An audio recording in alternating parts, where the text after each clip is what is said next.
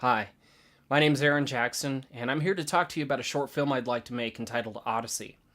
Odyssey is about three individuals that get mysteriously plucked from their daily lives and transported into the middle of a field. In the field, they find that they're trapped inside of a bubble, and there's nothing they can do about it, so they get to know each other. There's three characters: Stuart, which is a kind of nerdy, geeky person that believes in conspiracy theories and doesn't trust the government. There's Quinn, which is kind of a meek librarian type. She's very much a bookworm that loves to read. And Connor, which is an all-star, all-state athlete, good at everything he does. These three bond over the several hours that they're trapped inside the bubble. Then all of a sudden, a door magically appears in the bubble, allowing them access to leave.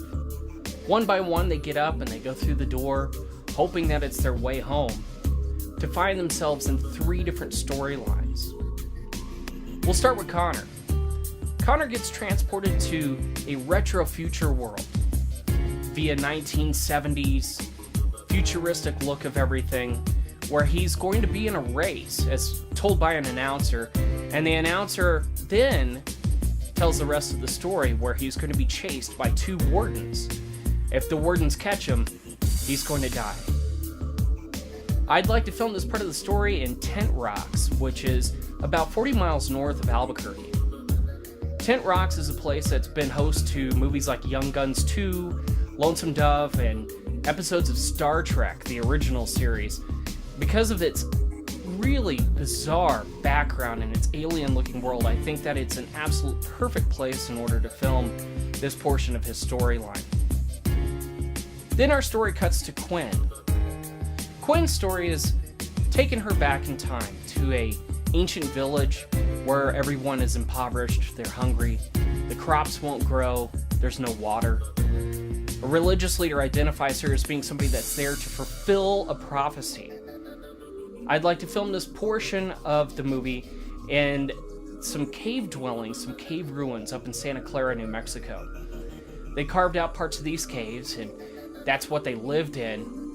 There are still some standing structures there, and one of them in particular would make a great place for a church or an altar, which will lend itself to the story. Then I get to Stuart's story. Stuart being a conspiracy theorist, it's only fitting to put him in a mental institution in the 1950s. He's found by a doctor, which is friendly enough, friendly, robust doctor that wants to help him get back into society. He wants him to be a part of society again.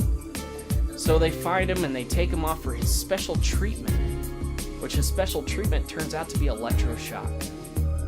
I'd like to film this in the old state prison clinic that's up in Santa Fe, New Mexico.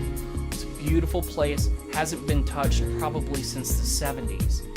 The walls are white, but they're kind of dingy. The bedding is still there and still usable. And all of these locations are available through our film commission here. Now, as far as their stories, where do they go? Will they survive is the big question. They will survive, but what waits for them in the end? You'll have to wait and see.